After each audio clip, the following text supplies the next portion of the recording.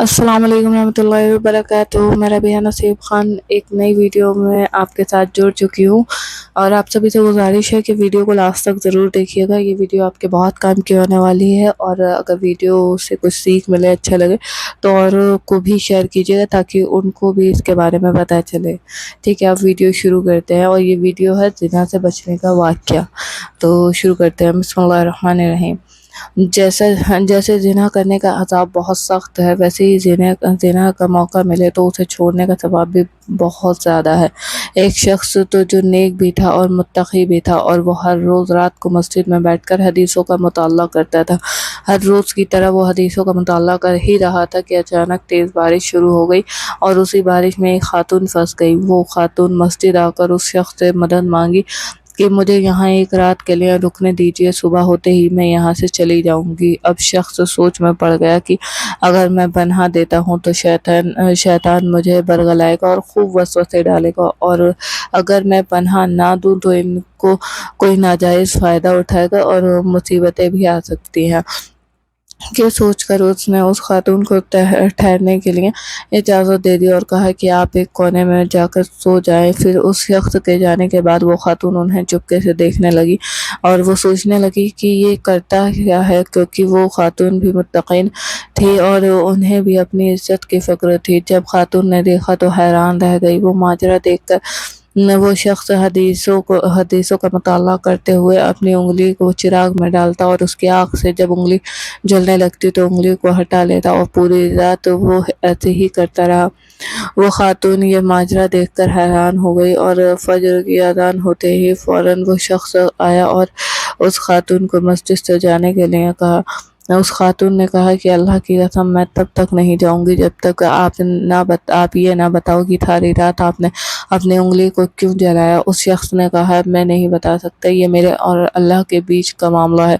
लेकिन उस खातून ने ज़िद नहीं छोड़ी और आखिरकार बहुत ज़िद करने के बाद उस शख्स ने बताया, मैं जब हदीसों का मुताला कर रहा था उस दौरान शैतान मुझे वसवसे डाल रहा था कि ज़िना कर ले, अकेली औरत है, किसी को कुछ पता नहीं चलेगा और मुझे बरगला रहा था, कोई नहीं देख रहा है, ज़िना कर ले, बस एक बार की बात है। इसलिए मैं अपनी उंगली को आग में डालता और जब दर्द का एहसास होता तो हटा लेता और इस तरह मैं खुद से कहता कि अगर ये बर्दाश्त नहीं हो रही तो जहन्नम की आग इससे 70 गुना ज़्यादा तेज़ है, उसको कैसे बर्दाश्त करूँगा।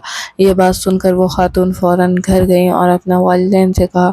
उस खातून ने अपने वालिदैन से कहा कि मैंने एक बहुत मुत्तकी लड़का देखा है और मैं निकाह करूँगी तो उस शख्स से ही करूँगी। उनके घर वालों ने खुशी खुशी उसका निकाह उस शख्स से कर दिया। ये वाक़या जिस तरह मैंने आलिम से सुना इसी तरह आपको बताया है और ये वाक़या सच है और इस तरह के कई वाक़यात किताबों में मौजूद हैं। जिन्हा भले ही 2 पल की खुशी दे पर कभी न ख़त्म होने वाली जहन्नम की सज़ा भी साथ देती है।